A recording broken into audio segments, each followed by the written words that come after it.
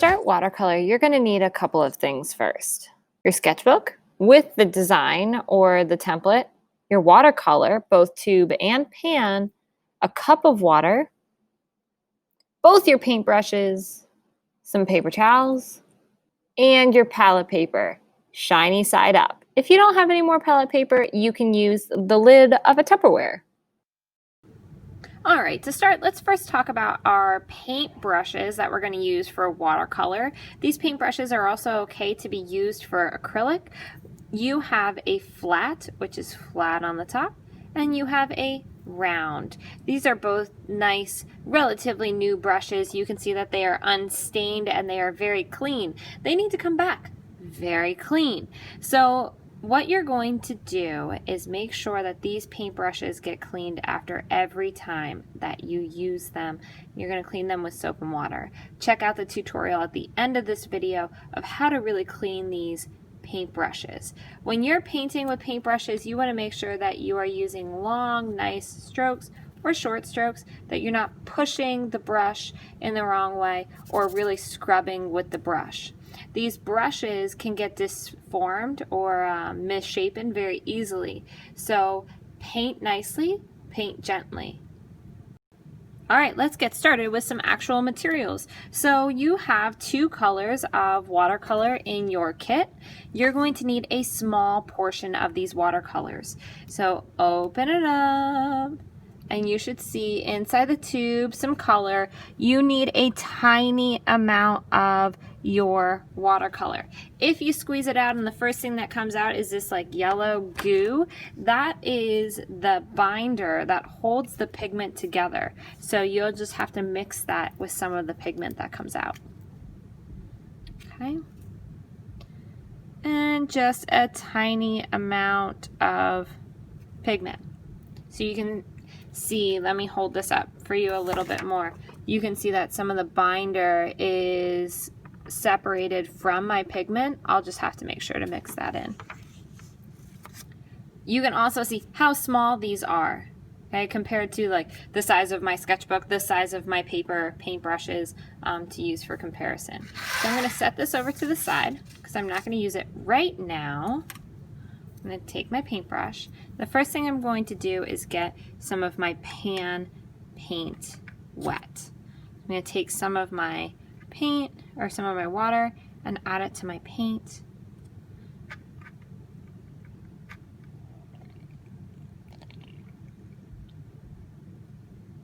And I'm going to spread this out in this space. Since I have red tube paint, I'm going to test the red paint from the pan as well by adding some water to the red pan and then spreading it out in the space for my pan watercolor paints. I also have a yellow ochre paint, so I'm going to test what the yellow looks like. First, I need to really rinse the red out of my paintbrush before I add any water into my yellow pan. Then I'm going to spread it into the space for my pan watercolor. My red's still wet, so you can see some bleeding is happening. That's normal. Now I'm going to dry my paintbrush off gently by just pushing the paintbrush onto my paper towel. If any color came off on my paper towel, then I would know my paintbrush is not clean. I take a small amount of yellow and put it off, or red, and put it off to the side. Now I'm going to add just a little bit of water to this red to thin it out. It's just like our past video has stated, the watercolor in the tube is concentrated watercolor. So you do need to thin it out with water. I'll take my red, and just like I did with the watercolor from the pan, paint it into the space. Clean my paintbrush out. So you can see that's still a dirty paintbrush because there's color on my paper towel. It's a clean paintbrush. I'm going to take some of my ochre and separate it and add some water. If you're using colors that are completely different, like contrasting colors such as orange and blue, you will want to really make sure that your water stays relatively clean, okay? So that is okay, but it's not great. If I was working with a green paint, then when I would switch from red to green, the color could neutralize and turn a little brown.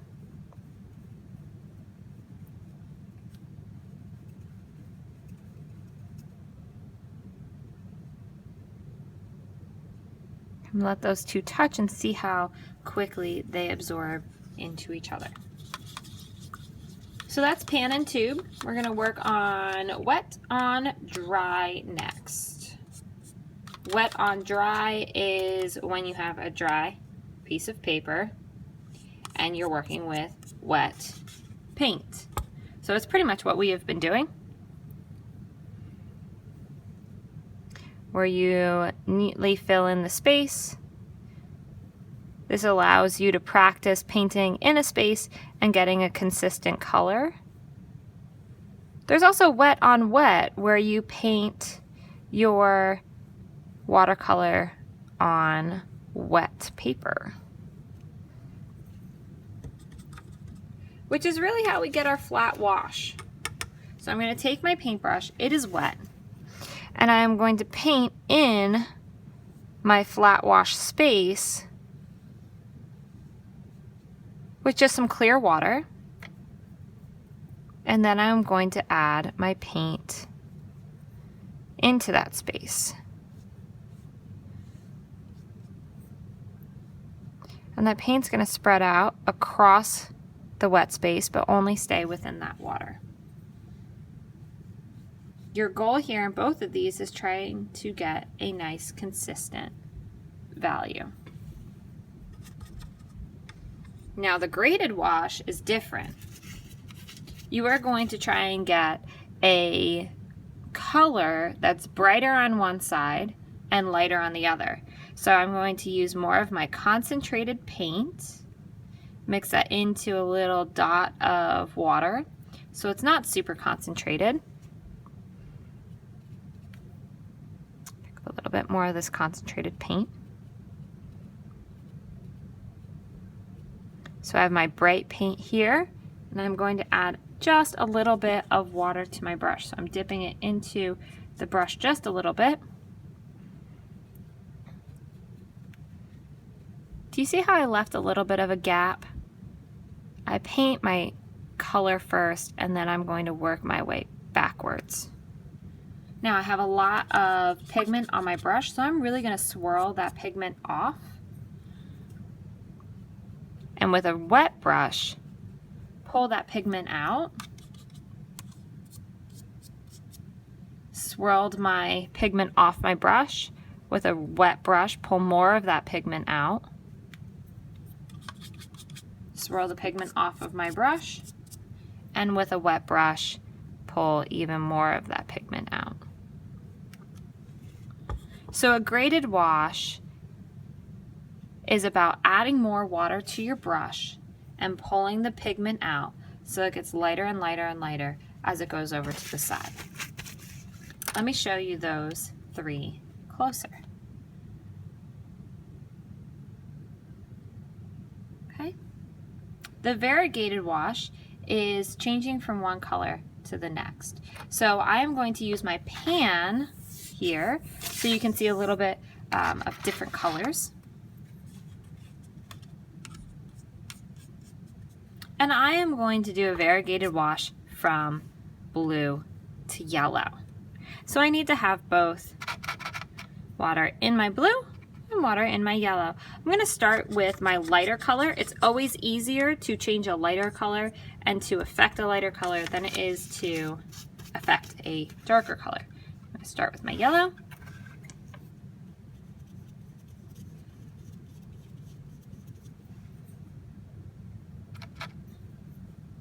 And I am going to paint across the space. And then really quickly, while my paint's still wet, I'm going to add my blue.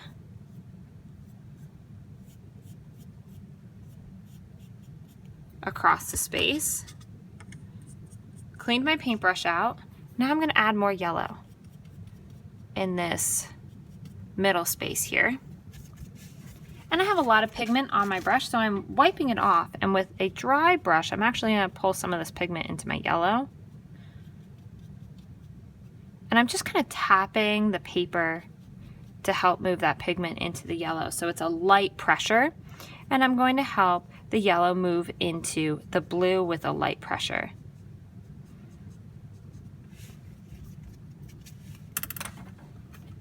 And that helps blend those colors together.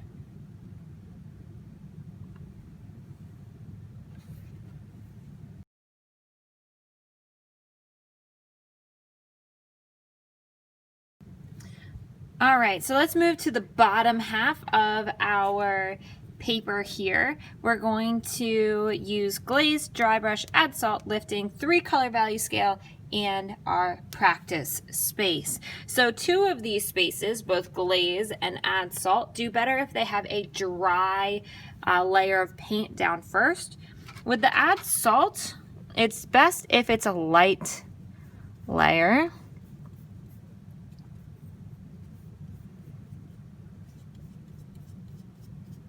So that's just a wet on dry technique there so that it dries a little bit faster. And with glazing, I'm also going to use my yellow so that I have a light color, and you'll really be able to see the effect of a glaze on the space. So dry brush. When you're dry brushing, it's actually a little bit easier to do this with your tube paint. So I'm going to dry the yellow and rinse the yellow out of my paintbrush with my now getting dirty water.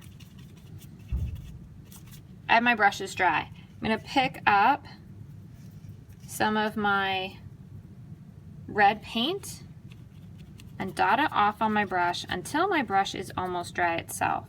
And then I am going to add that into my space. This creates really thin, super textured, brush strokey layers of paint. I'm sure you can probably figure out what this is going to be used for, what this would be good to use for. Clouds or plant life do really well when you add a layer of dry brush in a value or color on top of them. Now my glaze is still a little wet, my add salt is still a little wet, so we're going to move on to lifting. Lifting will utilize your paper towel scrunched up to create a really good texture there. And you're going to want to work with lifting when your paint is wet. So to help keep our watercolor wet longer, paint a layer of water into the space first. Lifting works really well when you have some concentrated color. So I'm going to use my blue. And my blue doesn't have a ton of water added to it. So you can see that it's nice and bright.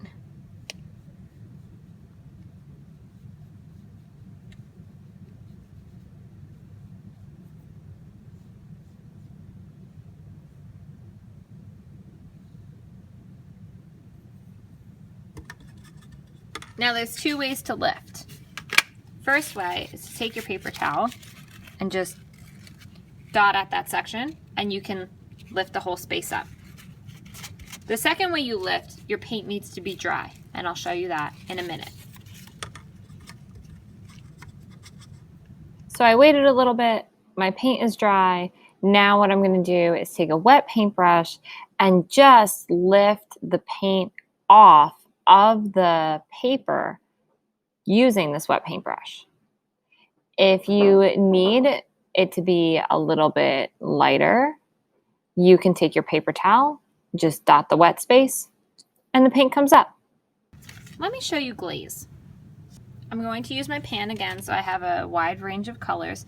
I'm going to affect this yellow and make it darker by adding really thin layers of blue to it. And to thin my color out significantly, I am going to take some of my yellow from my pan and put it on my palette paper and add a lot of water to it.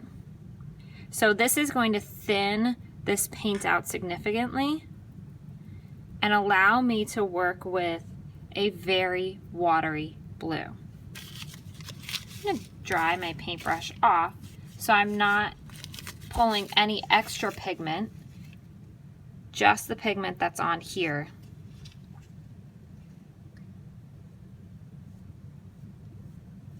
And paint over my yellow and add a slight bit of water, similar to a graded wash or a variegated wash. You can see that I have a color that's changing from yellow to kind of blue.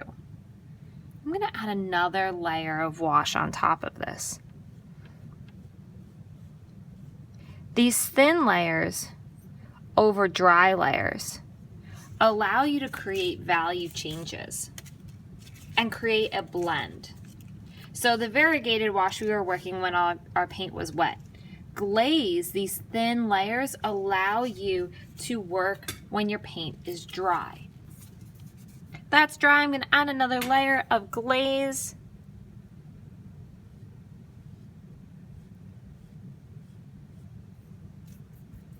Wipe my brush off. And lightly blend that super thin layer of glaze out. So you can see that I'm affecting the color more and more and more. Let's do one last glaze.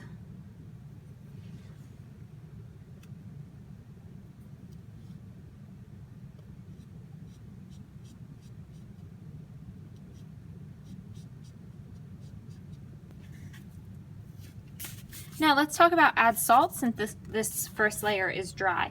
There's many different types of salt that you can use. So I have a salt that's thick, big pieces. I have a salt that's big pieces, and then I have your typical table salt. To make this easier for me, I'm going to pour just some salt out into the lid.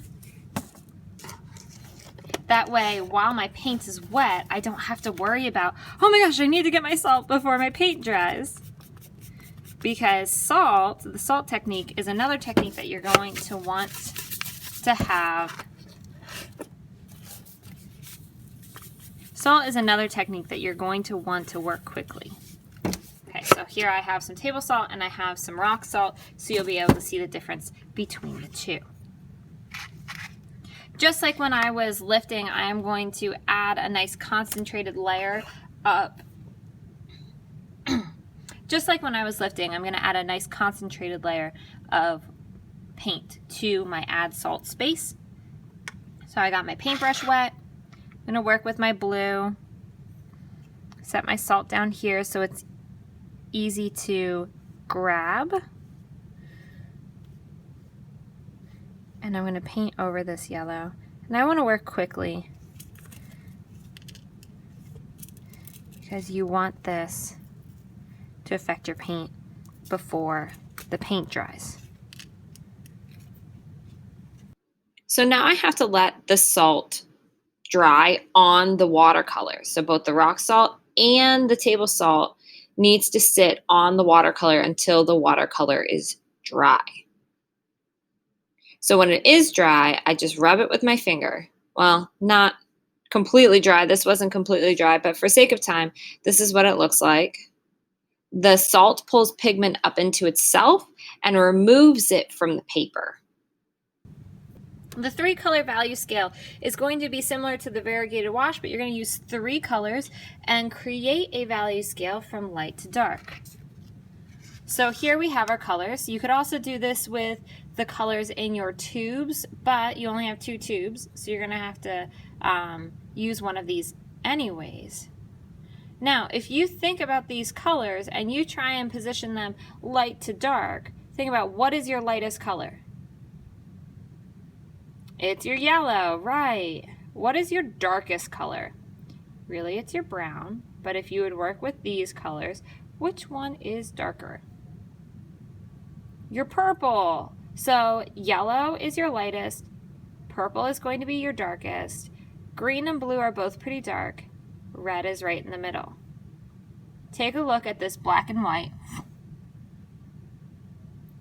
So I'm going to work with yellow as my lightest, red as my medium, and violet as my darkest. If you use colors like green and red, and you're trying to get these to blend together to create your variegated wash, what color are you going to get between them? Brown. Same thing goes with yellow to purple. So I'm going to start with my yellow, work with red, and then go to purple. So just like when I was working with my variegated wash, I'm going to work quickly with wet paint to get these colors to blend together. Wiping my brush off, adding more water as needed. Blending the colors together with the skills I have just demonstrated, with the skills that you have just learned.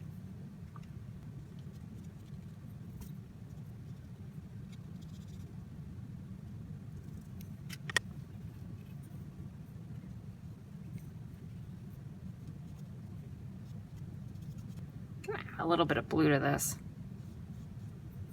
And purple's not very dark. Purple's a really expensive pigment, so you'll find that the purples are not as dark as you think they are, as you want them to be.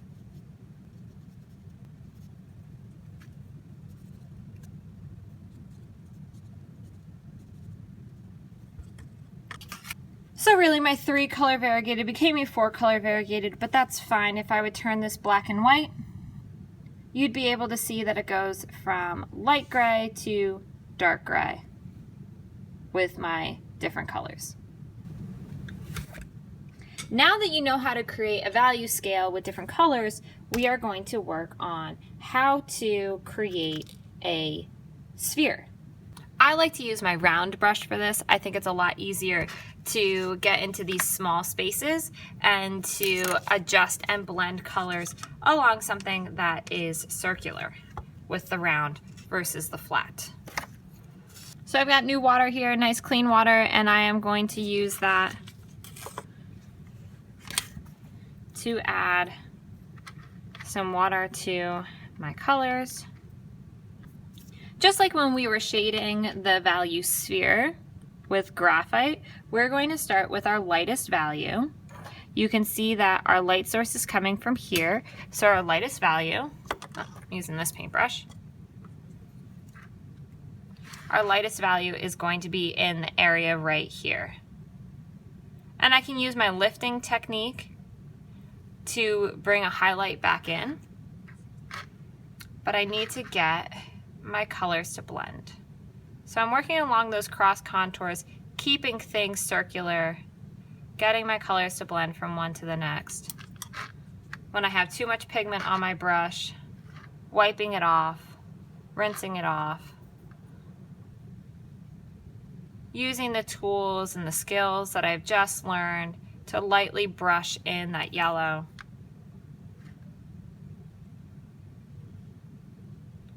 You want your values to blend from one to the next. You want your values to adjust along a curve.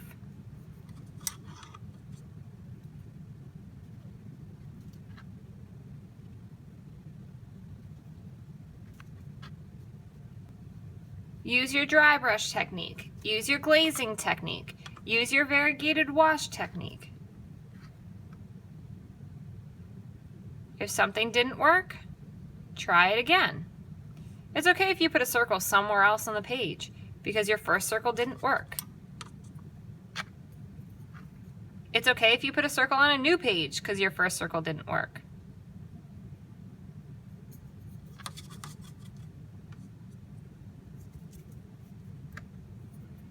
Whenever you need to blend colors together, sometimes it's easier to do that with a dry brush because there's already pigment and paint on your paper. You might not need to add any more. Sometimes there's a little too much color that goes into the wrong space. You can lift it out with a paper towel. Glazing is slower, but allows you to have more control. Painting wet into wet, like we did our variegated wash, or we quickly add colors together, doesn't give you as much control.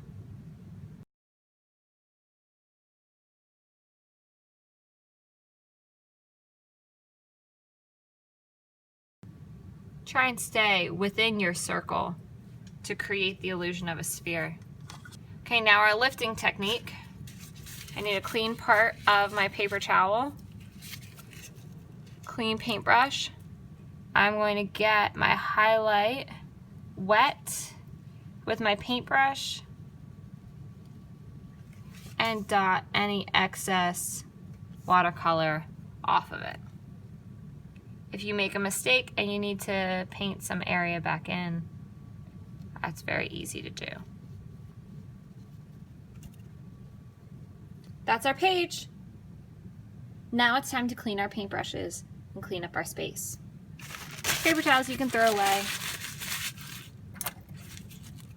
Cups you can clean out. Watercolor goes back. Allow this watercolor to dry before you put it back in your kit. Let's go clean our paintbrushes out. Hey 2D Foundation, so we're going to clean our paintbrushes out with soap and water, similar to how you clean your hair. So let's do this at the sink. Alright, so you can see I have my soap here, water ready, paintbrushes ready. I'm going to set one of them aside and work one at a time. So first thing I'm going to do is get my paintbrush wet. And I'm just going to pretend I'm painting in my hand. Now that allows some of the pigment to be rinsed out, but not all. So now you need some soap. You can use hand soap, shampoo, body lotion, or body soap. Anything that you're comfortable with getting on your hands will be okay for your paintbrushes. I am going to swirl my paintbrush into the soap, similar to how I would if I was painting. You don't want to be damaging to the paintbrush, but you want to get this soap in the bristles of the brush. Paint back and forth. And then rinse it off using the same technique. I'm not scrubbing the brush. I'm not pushing it into my hands hard. I am pretending I'm painting with the brush to get that watercolor pigment out. Now to check to see if this is clean, you want to take your paper towel and push your paintbrush onto the paper towel. If color comes off on that paper towel, then it's not clean. You can see that my water is clear. With these, you can roll them along the paper towel. Look for color down at the bottom, where the ferrule of the paintbrush holds the bristles in. That will be the place where most of the paint stays. So I'm hoping that you now understand how to clean your paintbrushes out and keep them neat. If your paintbrushes start to flower and open up while they're still wet, just push the bristles back to where they should be, and that will help to prevent that from happening.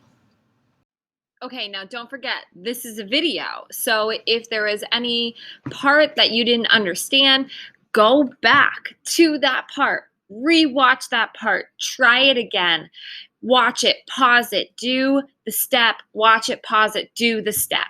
That's a really great way to utilize these tutorial videos, especially the longer ones like this one, as you go across your technique pages. So have fun, let us know if you need any help, and try, try, try.